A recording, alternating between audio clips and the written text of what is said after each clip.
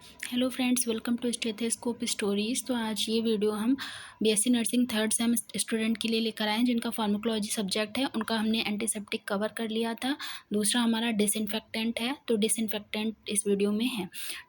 शुरू करते हैं। डिसइंफेक्टेंट होता क्या है? Disinfectant is not typically use to refer to drug और medication.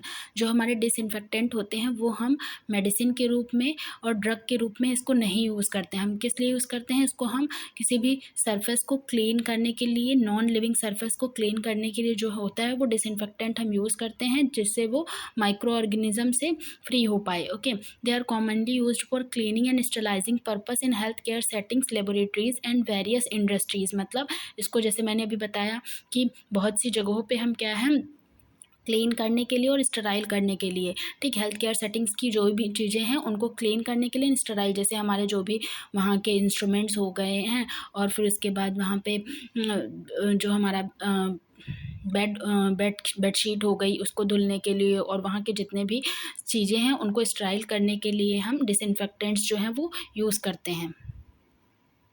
And disinfectant are not designed for internal use in the human body like pharmaceutical drugs। And जो हमारे डिसइंफेक्टेंट होते हैं उनको हम क्या है, इनको इंटरनली यूज़ करने के लिए, बॉडी के अंदर इंटरनली यूज़ करने के लिए नहीं बनाया जाता। जैसे कि और सारी ड्रग्स होती हैं वो इंटरनल हम यूज़ कर सकते हैं, लेकिन जो हमारे डिसइंफेक्टेंट होते हैं उनको इंटरनली यूज़ नहीं करते हैं।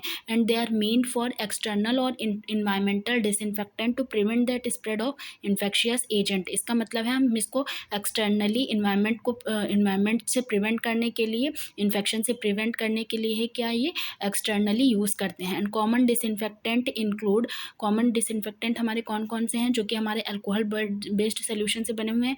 ब्लीच हो गया, हाइड्रोजन पेरोक्साइड हो गया। अब हम बात करेंगे क्लासिफिकेशन ऑफ डिसइंफेक्टेंट की, ठीक। तो कौन कौन से आते हैं इसमें? हमारा एसिड एंड अल्कलाइज आता है, हेलोजेंस आते हैं, अल्कोहल आता है, and quaternary ammonium compound, and detergent and soap जो है इसके अंदर, इसके क्लासिफिकेशन में हमारे आते हैं। फिर देन हम इसके एक ले लेंगे और उसको हम एक्सप्लेन करेंगे ब्रीफली। तो हमारा हेलोजेंस है, हेलोजेंस के अंदर हमारा फ्लोरीन आता है, तो फ्लोरीन को हम बहुत ही ब्रीफ में देखेंगे, ठीक है। तो क्या है इसका कंपोजिशन, क्या है फ्लोरीन का?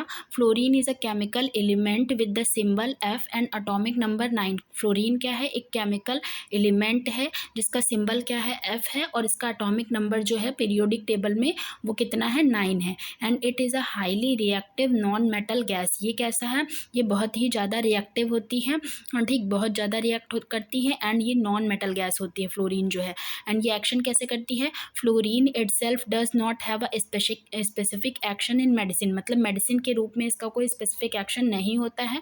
However fluoride compound are used to prevent dental cavities by strengthening tooth enamel and in some cases to treat osteoporosis. देखिए, इसका मेडिसिन के रूप में प्रॉपर यूज़ नहीं ज़्यादा होता है, ठीक है, लेकिन जो हमारे फ्लोराइड कंपाउंड होते हैं वो हमारी डेंटल कैविटीज़ को मतलब डेंटल कैविटीज़ से प्रिवेंट करने के लिए यूज़ की जाती है। हमारी ये टूथ एनिमल को क्या करती है?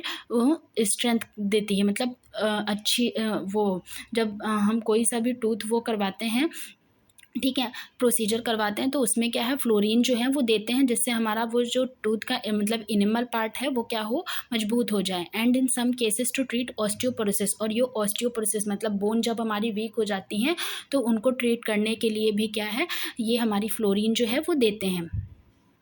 देन इसके हम डोज की बात करेंगे, तो डोजेस क्या होंगे? Doses would depend on the specific medication और ट्रीटमेंट इन्वॉल्विंग हेलोजेंस, ठीक है। मतलब डोजेस किस पे डिपेंड करती है कि किस चीज़ के लिए हम दे रहे हैं, किस ट्रीटमेंट के लिए हम इनको दे रहे हैं, उस पर डिपेंड करेगा। And doses is typically measured in unit relevant to the particular medication. और ये इसकी यूनिट क्या होगी? मिलीग्राम्स होगी एंड मिलीलीटर्स होगी। ओके, फिर उसके बाद रूट ऑफ एडमिनिस्ट्रेशन बात करते हैं कि क्या रूट होगा। तो typically administered orally, topically, intravenously etcetera. मतलब हम इसको क्या है, ओरल, टॉपिकल एंड इंट्रावेनस क्या है, इसको यूज़ करते हैं। And would very depend on the specific application.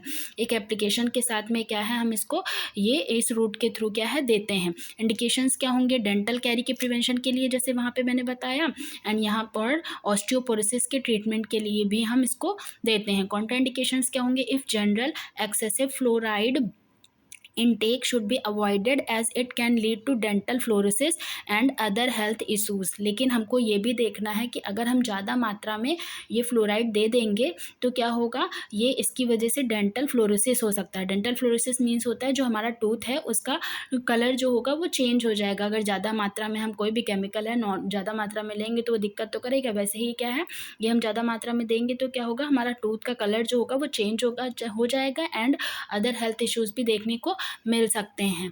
Drug interactions क्या है, it interact with certain medications और मिनरल्स। मतलब ये बहुत सी मेडिकेशंस दवाइयों के साथ में और मिनरल्स के साथ में क्या करता है, इंटरैक्ट करता है, तो उसके साथ हमें नहीं देना है। फॉर एग्जांपल हमारे कैल्शियम सप्लीमेंट्स के साथ में जब हम देते हैं तो इसका मतलब अब्जॉर्प्शन जो होता है वो सही से नहीं हो पाता है।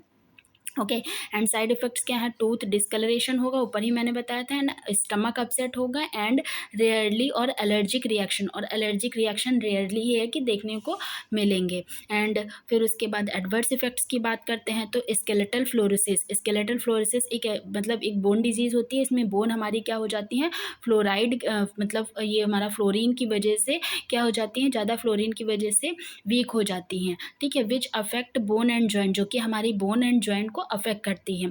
ठीक है, फिर रोल ऑफ नर्स क्या होगा, they should also monitor patient for sign of adverse effect और toxicity and report any concern to the health care team. ठीक है, क्या कह रहे हैं कि हमको इनके साइन जो एडवर्स इफेक्ट्स हैं उनके साइन को नोट करते रहना है और टॉक्सिसिटी को देखते रहना। अगर टॉक्सिसिटी हो रही है तो हमको हेल्थ केयर टीम मेंबर्स को क्या होता है, नर्सेस को बताना होता है। ओके, तो अब हम दूसरे डिसइंफेक्टेंट की बात करते हैं जो कि हमारा हाइड्रोजन पेरोक्साइड है। वहाँ पे हमारा फ्लोरीन जो है वो ख़त्म होता है।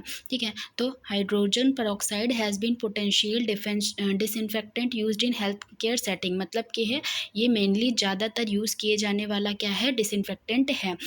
It has bactericidal, fungicidal, virucidal and sporicidal properties. इसकी प्रॉपर्टी कैसी होती है, ये मतलब हमारे बैक्टीरियाज को किल करता है, फंगस को किल करता है एंड वायरस एंड हमारे उसके जो स्पोर्ट्स होते हैं उसको भी क्या करता है, किल करता है। Okay, and the 0.5% accelerated hydrogen peroxide demonstrated bactericidal and virucidal activity in 1 minute. अगर हमको बैक्टीरिया एंड वायरस की एक्टिविटी को रोकना है तो हम इसको 0.5 सॉल्यूशन देंगे और वो 1 मिनट में क्या है, वर्क करेगा। एंड फंजिसिडल एक्टिविटी इन 5 मिनट, और फंगस के लिए कितने देर में काम करेगा, 5 मिनट। वायरस के लिए 0.5 देंगे तो क्या होगा, और बैक्टीरिया के लिए वो 1 मिनट में काम करेगा, और जो फंगस के लिए काम करेगा वो 5 मिनट में काम करेगा। And 3% hydrogen peroxide is considered as effective and safe disinfectant for inanimate surface. Inanimate surface मतलब नॉन लिविंग सरफेस के लिए जो हम यूज़ करेंगे वो हम 3% हाइड्रोजन पेरोक्साइड जो है कि वो यूज़ करेंगे, वो सेफली होता है। एंड नर्सिंग रिस्पॉन्सिबिलिटीज़ क्या होंगी, must check for chemical irritation in living tissue. फिर हमको क्या है, मतलब कोई केमिकल इरिटेशंस तो नहीं हो रही है लिविंग टिश्यू पे, उसको क्या करना है, चेक करना है। And monitor the dilution of the hydrogen peroxide. ठीक है, एंड चेक करना है हमको हाइड्रोजन पेरोक्साइड का डाइल्यूशन मॉनिटर करना है। तो यहाँ पे हमारा डिसइंफेक्टेंट जो है वो ख़त्म होता है। ये टॉपिक छोटा ही था तो ये यूनिट भी यहाँ पे ख़त्म होती है। तो वीडियो अच्छी लगी हो तो वीडियो को लाइक करें, कमेंट करें, शेयर करें एंड चैनल को सब्सक्राइब करें। Thank you.